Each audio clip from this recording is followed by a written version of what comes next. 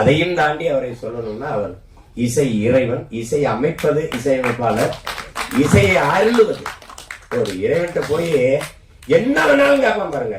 இந்த தேர்வுல நான் வெற்றி பெற்றணும், எனக்கு அதிக மதிப்பெண்களை கொடுத்துரு, எனக்கு கை காலுக்கு நல்ல சுகத்தை கொடுத்துரு, எனக்கு நிறைய மூளையை கொடுத்துரு, எல்லாம் என்ன கேட்டாலும் கொடுத்துருன்னு நினைக்கிறான் பாருங்க.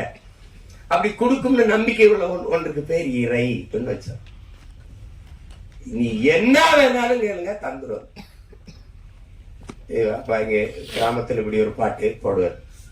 நீங்க வேணா பாருங்க, உலகத்துல இப்படி ஒரு இசை அறிவு கொண்ட, இசை ஆற்றல் கொண்ட ஒரு மேதை, பீத்தவன், பால்மரியட்டு, மோசாட்டு எல்லாம் சொல்லுவாங்க. கொண்டு வந்து எங்க ஊர் படத்துக்கு ஒரு 2 மணி நேரம் பின்னணி இசை வாசின்னு சொன்னா தெரிஞ்சிடும் யாரும் பெரிய மேதை. என்ன முத்திர போட்டு வாசிக்க சொல்லுங்க. தளபதினு ஒரு படத்தை எடுத்துக்கிறீங்க. ஒரே இசையமைப்பாளர், ஒரு மியூசிக் கம்போசர், ஒரு இசையமைப்பாளர் ஒருவரே இந்த படத்துக்கு இசையமைச்சிருக்காரு, இந்த பாடல்களை உருவாக்கியிருக்காருன்னு யாராவது ஒத்துக்கிட்டா சொல்லுவாங்க. எடுத்த உடனே ஒரு பாட்டு, சின்ன தாயவர் தந்த அந்த பாட்டு போகும். கொஞ்ச நேரம் அடி ரக்கம்மா கைய தட்டு சாங்கு சக்கு சக்கு சக்குன்னு போகும். அதுல வந்து தேவாரத்துல இருந்து ஒரு இதை போடுவாரு, கும்பிட்டு ஒரு போடுவாங்க, சோபன அறிமுகத்துக்கு ஒரு இதை போடுவாரு. திருப்பி காட்டுக்குயிலு மனசுக்குள்ளே பாட்டுக்குன்னு ஒண்ணு போகும். தின்னு சுந்தரி கண்ணால் ஒண்ணு போகும். யமுனையாற்றிலே ஈர காற்றிலே மோசாட்டு வா, பால் கறிட்டு வா, போற அப்படி 7 பாட்டு போட்டு யமுனை ஆற்றிலே ஈர காற்றிலே கண்ணனோடுதான் பேட. இவர்தான் சங்கு சக்கு சக்கு சக்கு, அதான் அவர் தான் கம்போசர். காட்டுக்குயிலு மனசுக்குள்ளே பாட்டுக்கு அதான் கம்போசர். திருப்பி ஒருத்தர் சுந்தரி கண்ணாலூர், அதுவும் எல்லாம் ஒரே ஆளுன்னு சொல்லி அவன் உலகத்துல நம்பிட்டானே என்னை கேட்டு. அது எங்கால தான் முடியும். இப்ப டோனி சிறந்த ஆட்டக்காரர் தான், ஆனால் அவருக்கு சென்னை சேப்பாக்கம் மைதானம் தான் சரியாக இருக்கும், மற்ற இடத்துல சரியா ஆட மாட்டார். அப்படின்னா எங்கால எந்த திடல்ல விட்டாலும் அடிப்பார். இது ஹோம் பிச்சு தான், ஹோம் கிரவுண்ட் தான். எங்க அப்பாவுக்கு எல்லா கிரவுண்டும் ஹோம் கிரவுண்டு தான். நீ நகைச்சுவையா படம், நீ ஏதாவது எடு, எல்லாத்துக்கும் இசை. இது ஒண்ணு வேணா, நீ என்ன நாயகன் படத்தை திருப்பி நான் சொல்ல, அந்த சீமா சொன்னதுக்காக ஒரு தடவை படம் எடுத்த உடனே ஒரு சின்ன பையன் அவங்க அப்பா தொழிற்சங்கத்துல பாரு கொண்டு வாங்கி இங்க இருந்து கருவிக்குள்ள இருந்து ஃப்ரம் தி கேமராங்கிறது இங்க இருந்து ஓடுவான். ஒரு சின்ன பையன் ஓடும்போது தூத்துக்குடியில இருந்து ஓடும்போது அப்படி தென்பாண்டி சீமையிலே தேரோடு வீதியிலே மான் போல வந்தவனை யார் அடிச்சா, அந்த பாட்டுக்கு தாளம் இல்ல, வெறும் புல்லாங்குழல். அப்படியே போய் பொழுதோட நேரம் பொழுது விடியும் மும்பையில படுத்து கிடப்பான். அப்பாட்ட சொல்லு எதுவுமே மறக்க மாட்டேங்கிறாடா, இல்லப்பா மறக்கிறதுக்கா பாக்குறது. இது ஒரு இசையே இல்ல. அண்ணன் கமலஹாசன் வந்து இந்த பிள்ளைகள் எல்லாம் அப்படி ஒரு கொசு வலைக்கு கீழே படுத்துக்கும் போது அப்படி தென்பாண்டி சீமையில தேரோடு வீதியில, அது அண்ணன் குரல்ல வரும். அந்த கமல் அண்ணன் பாடும்போது அதுக்கு தாளம் வைப்பாப்ல, நல்ல தாளம் தவேலாலாம் வாச்சு போவோம். இது அப்பப்ப வரும்போதெல்லாம் தவேலா போயிட்டே இருக்கும்.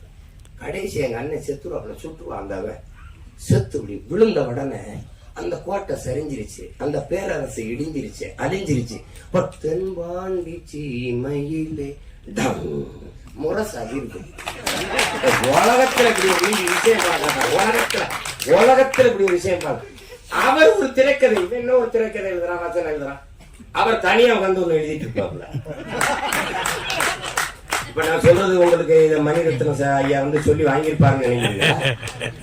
இந்த இடத்துல தவேலா போடுங்க, இந்த இடத்துல வெறும் புல்லாங்குழல்ல போங்க, அங்க வந்து அவர் இருந்து இறந்துட்டார், அவ்வளவுதான், கோட்டையே சரிஞ்சு விழுந்துருச்சு. அப்ப முரசு அதிர்தான். தென்பாண்டி சீமையிலே தேரோடு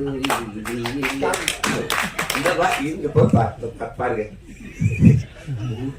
அவருக்கு சொல்றதுக்கு என்ன இருக்கு, எத்தனாயிரம் பாட்டு ஒவ்வொன்னும் அப்படித்தான். இதுதான் எங்க இளையராஜா. அதனாலதான் இசை இறைவன், இசையை இன்னைக்குன்னா ஒரு என்ன நடக்குது, பாட்டுக்கு மெட்டமைச்சுக்கிட்டு இருக்கோம். அது ஆங்கிலத்துல கம்போசிங். 4 மாசம் 3 மாசம் 6 மாசம் இது வந்து வரும்போது வரும். எங்க தங்கருக்கு விஜித்துன்னு பேர் வந்த மாதிரி வரணும் இல்லையா? வரணும். ஆனா எங்கால இருக்குதுங்களா இருங்க, காலையில ஒரு பாடல் மாலையில ஒரு பாடல் பதிவு பண்ணி அனுப்பிடுவோம். இப்ப சின்ன தம்பி பாடல்லாம் எவ்வளவு புகழ் பெற்ற வெற்றி பாட்டு எவ்வளவு நேரத்துல இசையமைச்சு மெட்ரோ அமைச்சிருப்பாரு இன்னைக்கு? 1/2 மணி நேரம் தான். 1/2 மணி நேரம் தான். அடுத்தாலும் சொல்றது இல்ல. நான் தான் இருந்துக்கேன். நான் எங்க அப்பா மணிவண்ணனுடைய இணை இயக்குனர், அவர்கிட்ட பெட்டி வச்சுட்டு நின்றுட்டு இருந்தேன். நான் அவர் நின்றுகிட்டே இருந்தேன். அவர் கண்டுக்கல. தம்பி அந்த அந்த இடத்துல இந்த பாட்டு ஒன்று பாடி பாடி கட்டினீங்களா, அது எப்படி வரும்னு சொல்றான். அது சொல்றேன் ஐயாட்டா அப்படின்னு. அது இல்ல இவனை பாட சொல்றாரு, நான் பெட்டியோட நிக்கிறேன். நாங்க 2 பேரும் தான் போயிருக்கோம். அவரு சொல்ற என்னது யாரு? என்னோட அவங்க அப்பா சொல்றாரு அசோசியேட், நான் ப்ரொடக்ஷன் மேனேஜர். பெட்டி பாடிக்கிட்டு நான் ஒரு பாட்டு பாடுறேன். கண்ணில் ஏதோ மின்னல் அடிச்சு, அது அப்புறம் அந்த இடத்துக்கு சரியா வரும். நான் ஒன்று போடுறேன், நான் போடுறேன். இந்த மாதிரி நீங்க எல்லாம் நம்புங்க. ஏங்க என் குழந்தைங்க வீரகாமாளி ஆணையா சொல்றேங்க, சத்தியமா இங்க பாருங்க. இப்படி போடுறாங்க.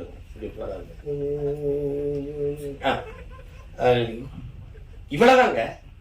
இந்த கை இங்க போயிட்டு இங்க போயிருக்கு. கை இப்படி அமுக்காது. மயில் இறகால வருடன்னு அப்படி இருக்கும். அப்படி மெதுவா அப்படி வருடுவாங்க. அந்த கட்டைய விரலை வச்சு கொஞ்சம் இப்படி வந்துட்டு சங்கிலிய போட்டோம், தங்க கீழிக்கு சங்கிலிதான் போடணுமே. இந்த படத்துல பூராமே அவர் தான் எழுதியிருக்காரு. பாட்டு பூரா எழுதில முடியாது, அப்படியே பாடி இருப்பாரு. செல்வங்க சொல்ற அப்படியே பாடுவாருங்க.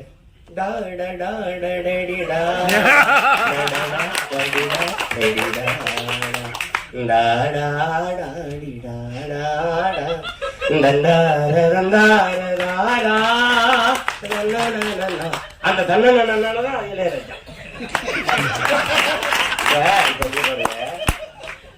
மாலை நேர பூங்காத்து வீசும் அந்த மாந்தோப்பு, உன்னோட உக்காந்து நாம் பேச, அது வரைக்கும் நல்ல இடம்தான்.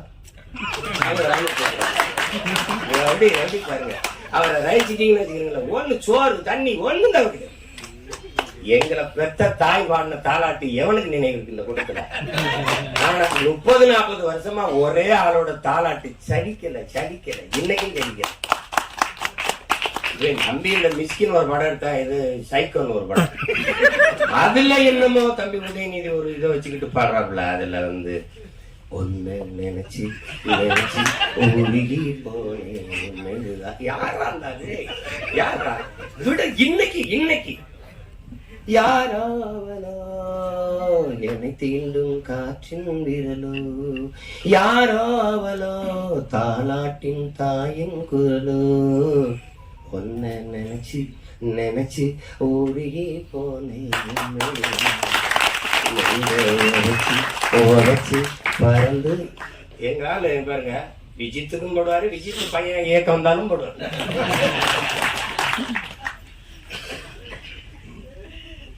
அது வந்து பரம். எப்பவாவது அரிதான அவதாரங்கள். எப்படி இலக்கிய உலகில பாரதி வந்தானோ அது மாதிரி இசை உலகில எங்க அப்பா இளையராஜா. அது ஒரு வரம். அதனால இசை இறைவனின் ஆசி பெற்ற ஒரு படம் இது. அதனால இது மாபெரும் வெற்றி அடையணும்.